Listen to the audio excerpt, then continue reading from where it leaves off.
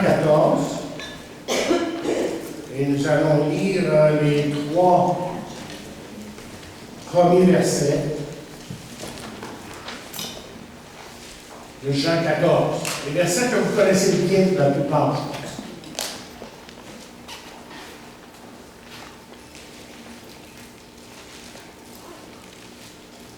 Jésus qui parle ici, qui dit: votre cœur ne se trouble point. Croyez en Dieu et croyez en moi. Plusieurs demeurent dans la maison de mon Père. Si cela n'était pas, je vous l'aurais dit. Je vais vous préparer une place. Et lorsque je m'en serai allé et que je vous aurai préparé une place, je reviendrai, je vous prendrai avec moi, afin que là où je suis, vous y soyez aussi. Prions. Père, nous te remercions pour ta parole. Et surtout, le fait que, fidèlement, à travers ta parole, tu parles au cœur de ceux qui veulent vraiment s'approcher de toi. Parce que, justement, c'est toi qui parles. Et en ce moment, puisses-tu disposer nos cœurs de cette semaine qui peut-être pour certaines a été difficile. Mais tu es en contrôle de tout. Nous te remercions de ce que nous pouvons venir à toi à n'importe quel moment et savoir que tu parles à nos cœurs, tu restaures nos cœurs et tu nous donnes à continuer. Et nous avons hâte que tu reviennes. Mais pour le moment, tu nous donnes d'être ici. Puisses-tu nous aider à vraiment être fidèles en retour nous-mêmes envers toi, pour que tu sois glorifié dans nos vies et dans la vie de beaucoup autour de nous.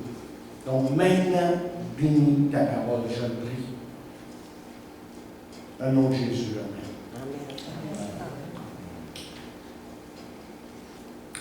Il y a au Moyen-Orient une fable qui raconte qu'un marchand envoya son serviteur faire une course au marché.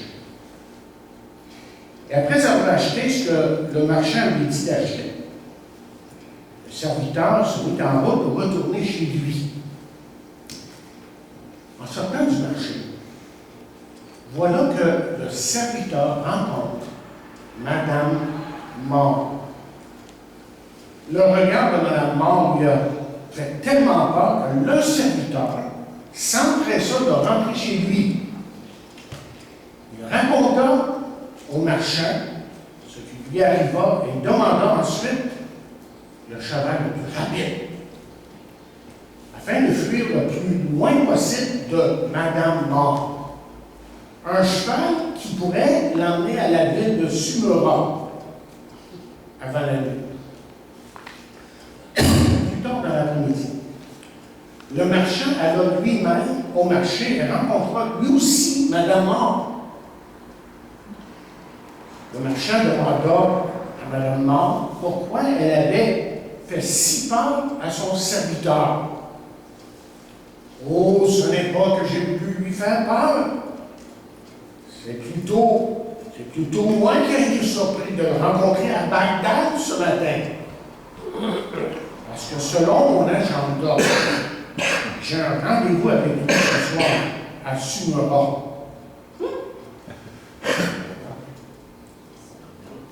C.S. Lewis, un athée, j'en ai parlé une autre semaine, est devenu un chrétien.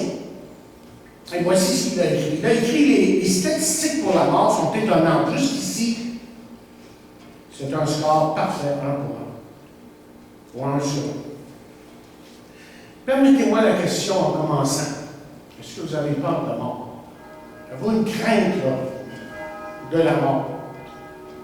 L'histoire, les statistiques et la Bible nous disent la chose suivante, que la mort est le lot de tous les hommes, que personne n'y échappe.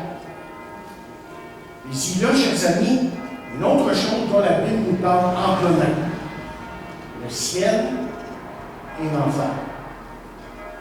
Et aujourd'hui, vous êtes sur l'une des deux voies, soit celle du ciel ou celle de l'enfer.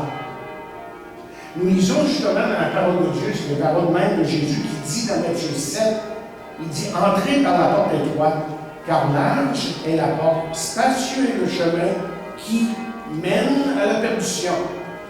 Il y en a beaucoup qui entrent par là, mais étroite, dit-il, et la porte, resserrer le chemin qui mène à la vie, il y en a peu qui le trouvent. Et comme on sait, la Bible ne parle jamais d'un état intermédiaire, c'est-à-dire une place où on pourrait peut-être justement avoir une deuxième chance. Parce que Hébreux 9, 27 nous dit ceci, tout simplement, après la mort vient le jugement. Après la mort vient le jugement. Autrement dit, c'est ici sur terre que chacun de nous se prépare, chers amis, pour l'éternité. Et le prophète Amos lui a ajouté, prépare-toi à la rencontre de ton Dieu, Amos 4. Vous savez, avant d'aller en voyage, normalement, il est tout à fait normal pour une personne de s'informer des détails concernant sa destination. Coût du billet, par exemple. Tellement savoir le coût du billet. Le prix d'hôtel, les gens passent. Et normalement, les gens responsables, le moindrement, prennent le temps de bien s'informer en ce qui a trait aux détails de leur voyage. Que ce soit un long voyage ou un court voyage. Et combien, il me semble, il serait normal, quand on y pense sur la terre, comment il serait normal de penser à l'éternité. Pour une personne de s'informer de son voyage ultime, un voyage qui l'amènera à une destination qui durera non seulement quelques semaines, quelques années, ce que la Bible nous enseigne, c'est pour l'éternité. Une fois qu'on traverse la barrière. Donc, mes questions à vous ce matin, en commençant, c'est ceci. Y avez-vous pensé sérieusement? Êtes-vous prêt pour ce voyage dans l'éternité? En fait, avez-vous toutes les informations? Imaginez si vous pouviez passer 5 minutes au ciel. Imaginez les effets. Imaginez ce que vous pourriez observer. Mais il faut d'abord comprendre les choses, comprendre que la Bible ne donne pas toutes les réponses en ce qui a trait au ciel et à l'enfer. On va parler du ciel, mais dans quelques semaines, je vais vous parler de 5 minutes en enfer. Quelqu'un dit que si Dieu devait nous dire tout concernant le ciel, il serait impossible pour nous d'être heureux sur la terre. Et vous savez quoi? Même si on savait tout sur le ciel, je pense qu'on aurait beaucoup de misère à tout absorber. C'est tellement grand. C'est tellement merveilleux. Vous vous souvenez de l'expérience de Paul? Hein? Paul lui a vécu quelque chose de la sorte, une sorte de songe qu'il a eu, qui l'a transporté au ciel. Et voici ce qu'il dit. Il dit, je connais un homme, il parle de lui-même, évidemment, en Christ, qui fut, il y a 14 ans, ravi jusqu'au 3e ciel. Si ce fut dans son corps, je le sais. Si ce fut hors de son corps, je le sais. Dieu le sait. Et je sais que cet homme, si ce fut dans son corps ou dans son corps, je le sais, Dieu le sait, fut enlevé dans le paradis et qu'il entendit des paroles ineffables qu'il n'est pas permis à un homme d'exprimer. L'apôtre Jean, en écrivant évidemment beaucoup sur le ciel, l'Apocalypse, c'est ça, c'est ce qui se passe au ciel, ce qui se passe sur la terre, évidemment, mais en grande partie, ça part du ciel, spécialement en partant du chapitre 4. Et l'apôtre Jean, lui, nous informe que ceux qui sont au ciel sont évidemment totalement heureux dans le bonheur total. Et c'est pour ça qu'il peut écrire dans Apocalypse 14, verset 13, et j'ai entendu du ciel une voix qui disait, écris, Heureux dès à présent les morts qui meurent dans le Seigneur. Oui, dit l'Esprit, afin qu'ils se reposent de leurs œuvres, ou de leurs travaux plutôt, car leurs œuvres les suivent. OK, supposons qu'on pourrait passer 5 minutes aussi. OK? Quels seraient ses effets? Et qu'est-ce qu'on pourrait observer? La première chose, c'est que nous verrions ce que Dieu désire donner à ses élus. Vous voyez, au début de la Bible, tout à fait au début, nous voyons l'homme se trouve dans le jardin. Parfaitement. Il s'occupait des choses agréables.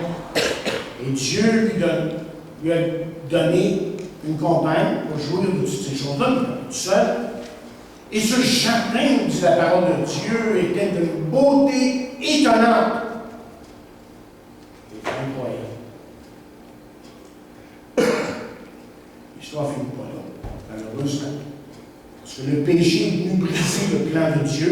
Et Genèse 3, verset 8, nous montre que vous et moi, nous sommes faits pour marcher, nous sommes faits pour parler avec Dieu dans une communion intime. C'était comme ça au début. Et là, dans le chapitre 3, verset 8, voici ce que nous lisons. Alors, en parlant d'Adam et Ève, évidemment, ils entendirent la voix de l'Éternel qui parcourait le jardin vers le soir, et l'homme et la femme, et sa femme, c'est-à-dire se cachèrent loin de la face de l'Éternel au milieu des arbres du jardin. Ils se cachaient. Chose qui s'est passée. C'est pas comme ça, marcher intimement, main dans la main, presque. Et malheureusement, évidemment, l'incrédulité, la rébellion, l'égoïsme de l'homme a eu le dessus sur lui, là, dans le jardin, au point que l'homme a voulu être l'égal de Dieu. Et quand vous regardez cette histoire, vous relisez cette histoire, comme vous connaissez si bien, vous savez très bien qu'essentiellement, que c'est le même péché que Lucifer a commis lorsque lui était dans le ciel avec Dieu. Le plus bel ange, nous dit la parole de Dieu. Et c'est ce même péché qu'il a commis sur lui de l'orgueil. Il a voulu être égal à Dieu. Et vous savez, aujourd'hui, là, sans Dieu, les hommes jouent à Dieu. Quand les hommes sont sans Dieu, ils jouent à Dieu. Mais malgré tout ce que je viens de dire, OK?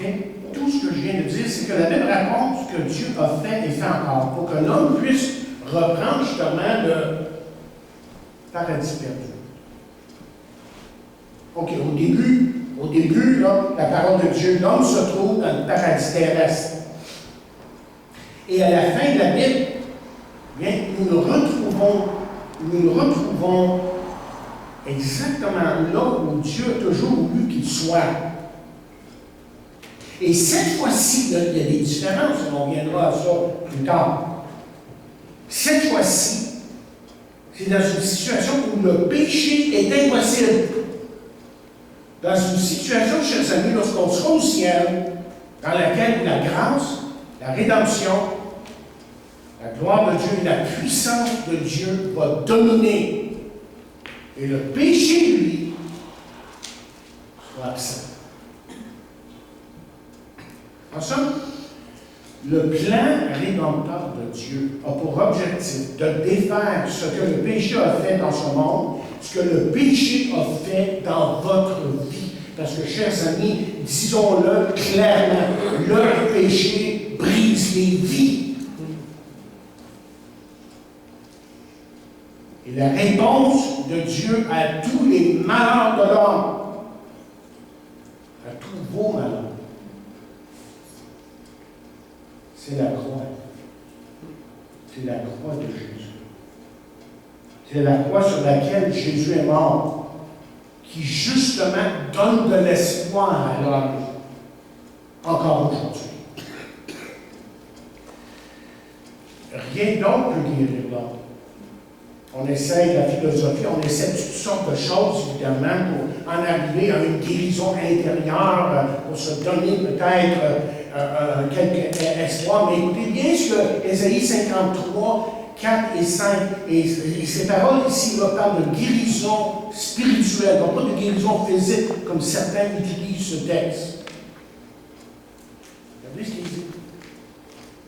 Cependant, ce sont nos souffrances qu'il a portées.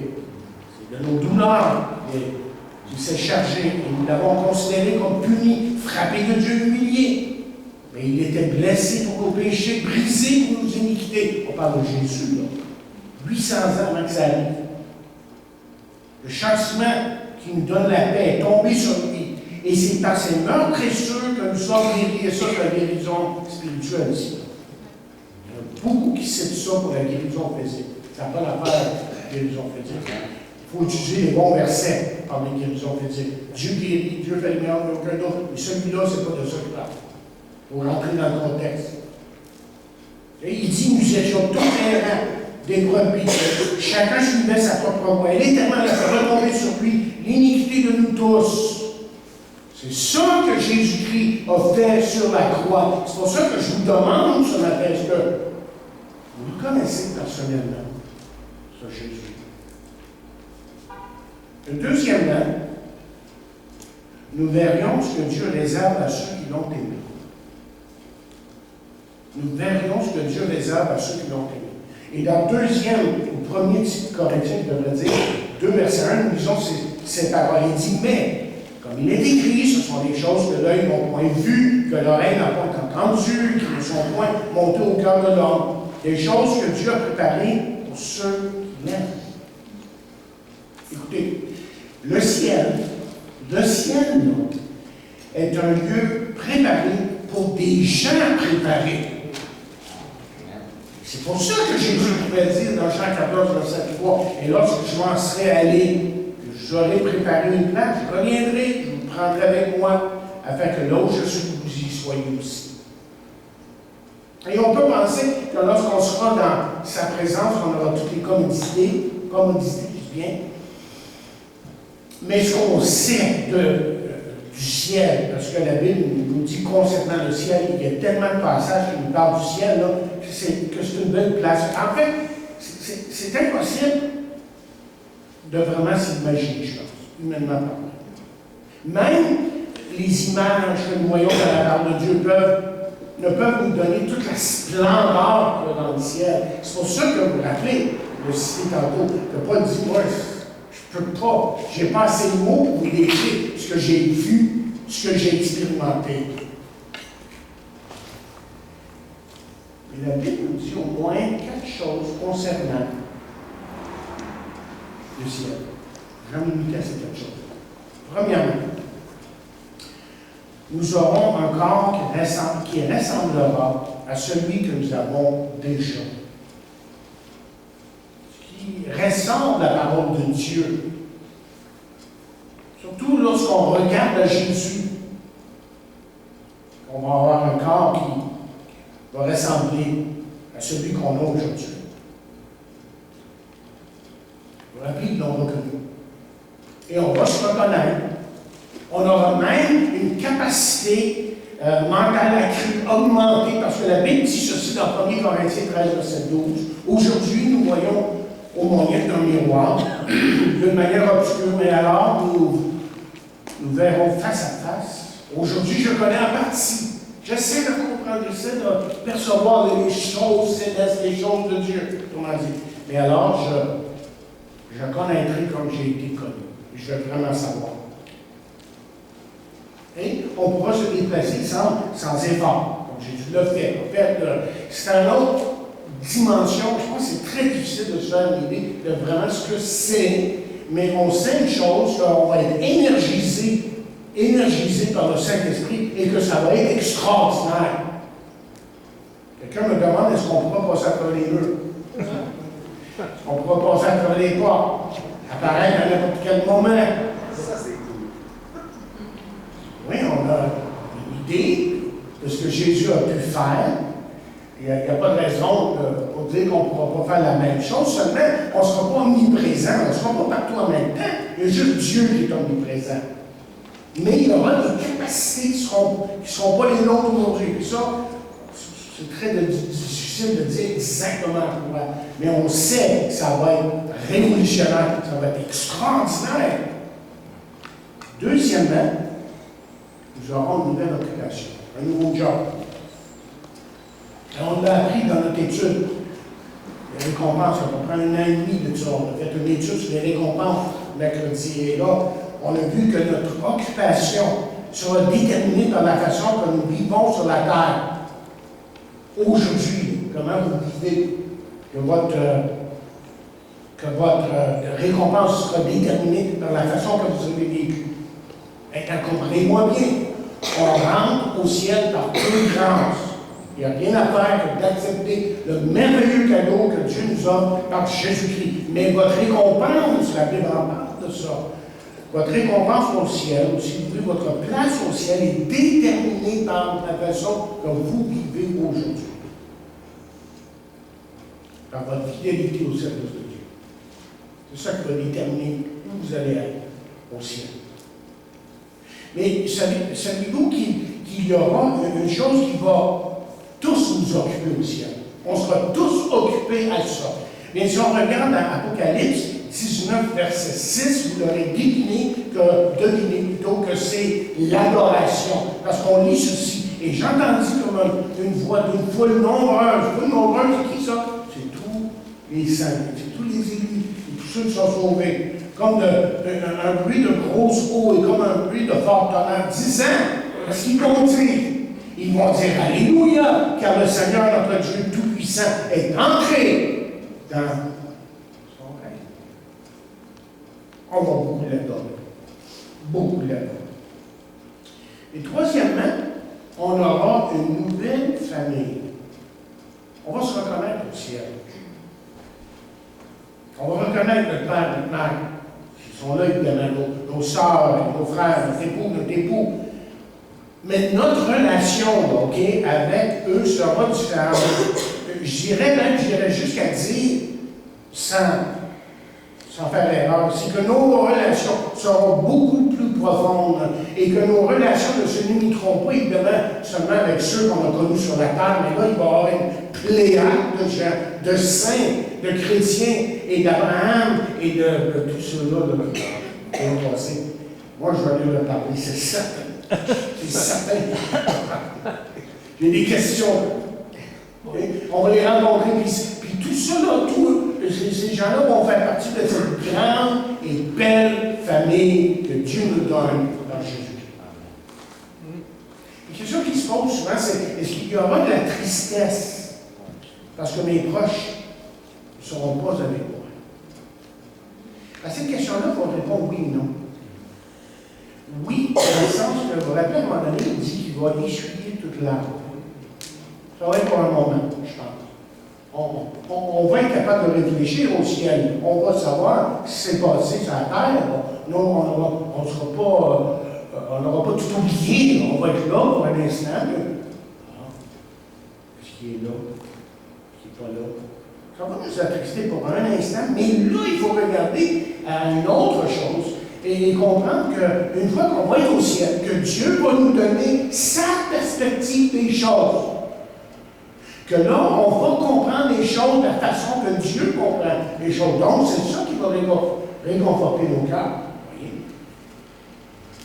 Mais écoutez, si vous êtes seul à avoir accepté dans votre famille là, le Seigneur Jésus-Christ, vous devriez absolument prier que Dieu les sauve. Prier, prendre toutes les occasions pour leur apporter la bonne parole de Jésus-Christ. Parce qu'on veut aussi qu'eux fassent partie de cette nouvelle famille. Et quatrièmement, il y aura un nouvel ordre. Parce que vous voyez la Bible à travers l'Apocalypse, spécialement quand vous arrivez à la fin, quand tout est en train de clôturer, que Satan, l'enfer, m'avait envoyé dans quelle place? Ça m'échappe. Les temps de feu, c'est ça. Quand tout va être fini,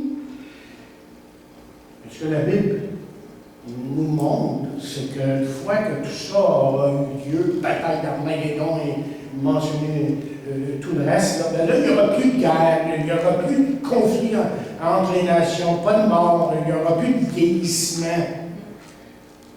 Je vais aller mon jeu. Pas de tristesse. Pas de larmes, là, je vais. Il va les essuyer. Il n'y aura pas de douleur. Hein? Il n'y aura pas. Bien, la Bible va encore plus loin que ça. Il n'y aura pas de temple, il n'y aura pas de soleil, il n'y aura pas de lune, il n'y aura pas d'abomination, il n'y aura pas de faim, pas de soif. Mais il faut arrêter là, sans ça, la vie, c'est trop tôt. Mais ça va être merveilleux. Ça va vraiment, vraiment être merveilleux. Et en plus, pour tout le temps. Pensez-y un instant, c'est pas tout le temps, là. Là, pour certains d'entre nous, on voit la fin arriver dans cette vie, c'est pas? Et quand on va être là-bas, il n'y en aura pas de fin. Pensez-y un instant. Et tout ceci est réservé à ceux, évidemment, qui l'auront aimé. Est-ce que vous connaissez personnellement Jésus-Christ?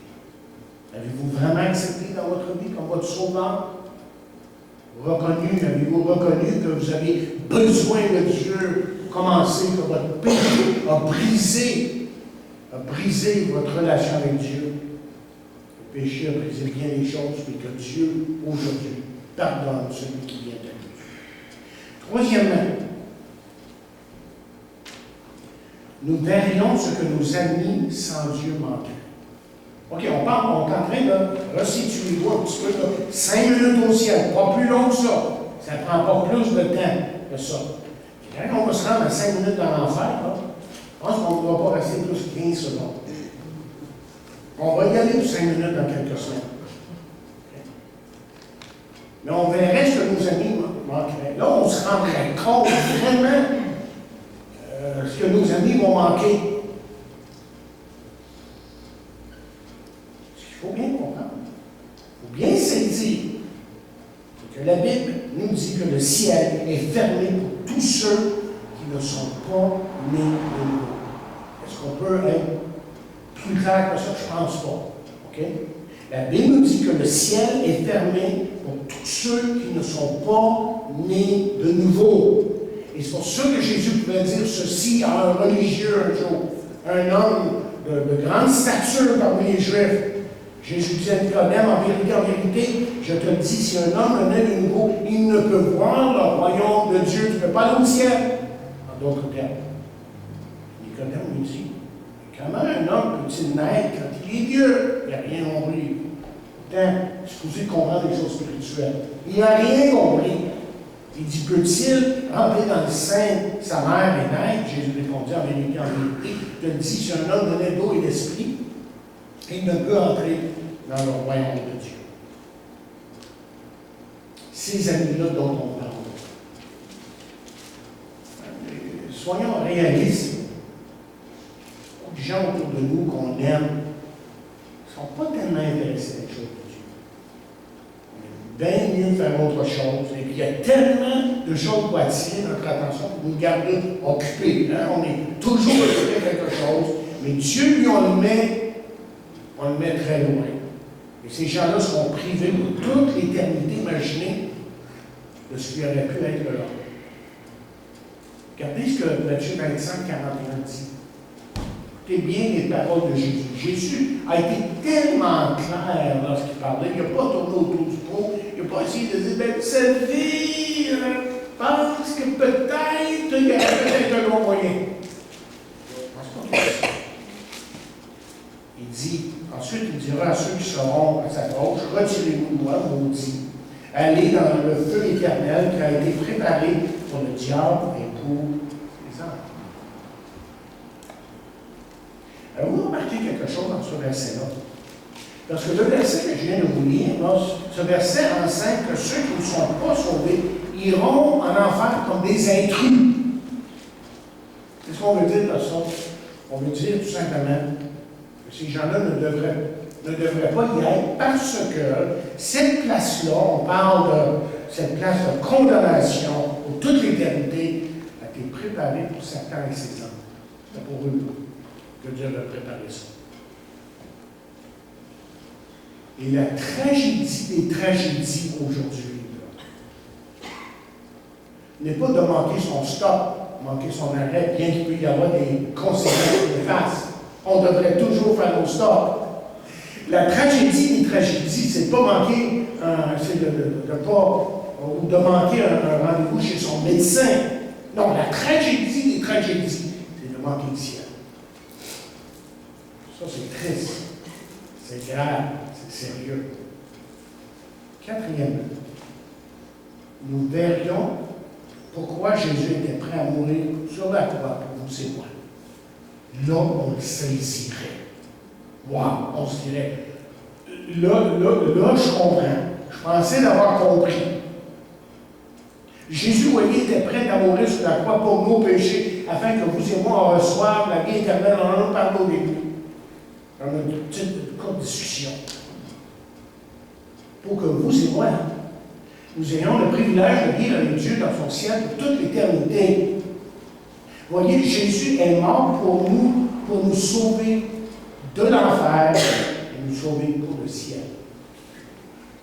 Car vous voyez, le privilège d'aller au ciel est la plus merveilleuse destinée offerte aux hommes. C'est la plus grande bénédiction jamais donnée à un être humain. Il y en a qui essaient de trouver mieux, évidemment. Parce que leur argent va vraiment donner du bonheur, leur position, leur fortune, leur maison, et j'en passe. Il n'y a absolument rien qui peut remplacer Dieu. Il n'y a absolument rien qui peut remplacer ce que Dieu vous offre. Et Jésus, encore une fois, a été très catégorique lorsqu'il a dit que sert-il à un homme de gagner le monde? C'est son nom. C'est un non-sens. Écoutez, l'enfer et le ciel et l'enfer, c'est quelque chose de très sérieux dans la Bible. Jésus en parle amplement. Et soit que vous êtes en route pour le ciel, ou que vous êtes en route pour la perdition. Vous avez un choix. Et cinquièmement, dernièrement, nous verrions la grandeur de notre Seigneur. Là, on comprendrait vraiment la grandeur, la largeur, la profondeur de notre salut. Et c'est pour ça que je veux vous partager 7 choses précieuses qui se trouvent au ciel. Et ça va être un petit peu un résumé de ce que je viens de dire. La première chose, c'est ceci. Et je ne vais pas dans les détails du tout. Notre Père Céleste est au ciel, celui qui est la source de notre salut. Notre Père Céleste est au ciel, celui qui est la source de notre salut. Rappelez, Jésus nous a enseigné lui-même à prier. Hein, lorsqu'il a dit, voici comment vous devez prier. Notre Père. Le Père est là. Ça, c'est une vérité précieuse. Celui qui est la source de tout, il va être là. Et il veut qu'on soit avec lui. Deuxièmement, Jésus-Christ est au ciel, celui qui a expié nos péchés. Celui qui a donné sa vie pour vous et moi. On va le voir face à face. C'est pour ça qu'Hébreux 9, verset 24 nous dit car Christ n'est pas entré dans un sanctuaire fait de main d'homme, une imitation du véritable, mais il est entré dans le ciel même, afin de comparaître maintenant pour nous devant la face de Dieu. Il va être là. Ça, c'est une précieuse vérité. On va vraiment être dans sa présence. Le roi des rois, le Seigneur des seigneurs, il va être là. Et nous pourrons justement communier avec et l'adorer et le louer de tout notre cœur. Troisièmement, nos frères et sœurs en Christ seront au ciel. Ceux de l'Ancien Testament, ceux du Nouveau Testament, de tous les temps. Et dans Hébreux 12, verset 23, il dit de l'assemblée des premiers-nés inscrits dans les cieux, du juge qui est le Dieu de tous, des esprits des justes parvenus à la perfection. Et là, dans ce verset-là, on parle de deux choses. On parle de l'Église, d'abord, et de ceux qui auront déjà été emmenés au Seigneur dans l'Ancien Testament. Autrement dit, tous ceux qui sont enfants de Dieu, qui ont reçu le salut de Dieu seront au ciel avec nous. Et ça sera justement une grande famille, une merveilleuse famille, une glorieuse famille, une famille. Et quand ça va chanter, là, on va dire que ça va chanter. Ça va vraiment chanter. Quatrièmement, notre nom sera enregistré au ciel, c'est-à-dire que nous avons un droit de propriété au ciel. C'est ça que ça veut dire. Alors, Jésus a dit, cependant, ne vous réjouissez pas de ce que les esprits vous soient soumis. Ça, c'est bien beau ce que vous avez fait, c'est des disciples ici que Jésus avait envoyés. Il avait libéré, délivré les gens d'esprits mauvais, de toutes sortes de lieux. C'est bien, mais il dit, écoutez, qu'est-ce qu'il dit? Il dit, mais réjouissez-vous de ce que vos noms sont écrits dans les yeux. C'est ça qui est important. On pourrait faire le lien avec Matthieu 7, évidemment. Il y en a qui vont écrire, qui vont toutes sortes de choses, vous le soyez à partir d'une page. Ce qui est important, c'est que votre nom soit inscrit dans les cieux. Cinquièmement, notre héritage est au ciel. Nous avons un héritage éternel qui nous attend. Et Pierre nous dit, béni soit Dieu, le Père de notre Seigneur Jésus-Christ, qui, selon sa grande miséricorde, nous a régénérés pour une espérance, vivante, dans la résurrection de Jésus-Christ d'entre les morts, pour un héritage qui ne peut ni corrompre, ni souiller, ni flétrir, lequel vous est réservé dans les cieux. Tapis la poussière.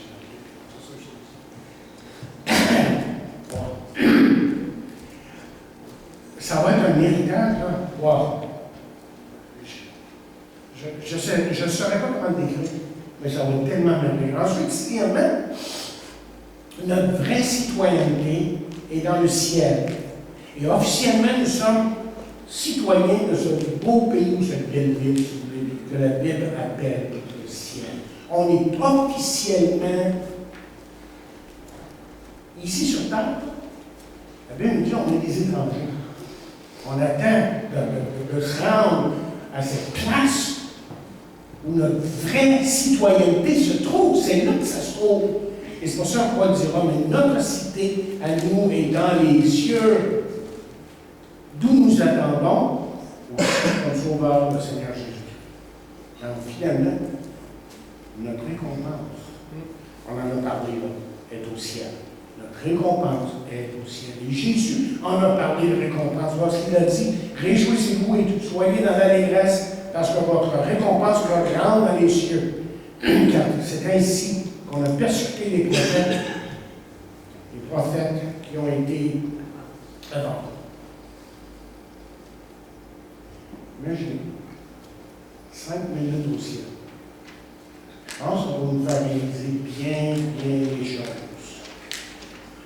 5 minutes au ciel, c'est lorsqu'on réalise que nous manquerions, que nous voyons comment il est insensé, tout à fait insensé, là, de vivre seulement pour cette vie, pour le présent. Et il y a beaucoup de gens qui sont comme ça, hein, vous leur parlez, mais ils vivent pour le présent. Ils sont occupés à leurs affaires. Puis il n'y a rien d'autre qui pourrait les déranger. Par lequel on peut se faire déranger. C'est insensé, ça. Parce qu'on est des êtres éternels. C'est incroyable qu'une personne peut vivre seulement pour cette vie, parce que le résultat de ça, c'est de grandir à la longue. C'est un non-sens. On arrive à la fin, on dit, mais j'étais là, pourquoi je m'en vais où? Puis qu'est-ce qui va arriver? La question qu'on se pose, ou les questions qu'on se pose.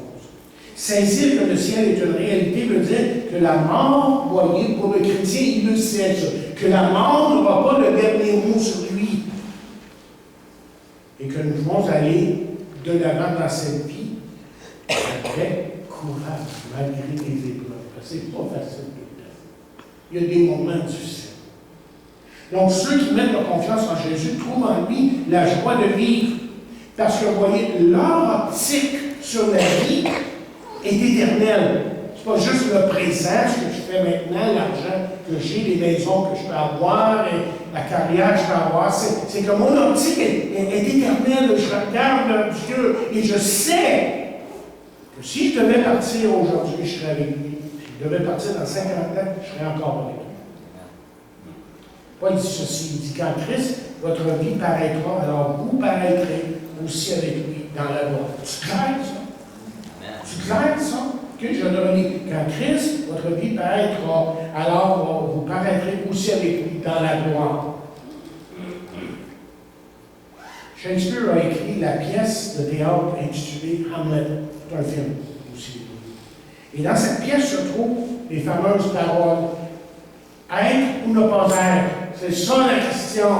Être ou ne pas être. C'est ça la question.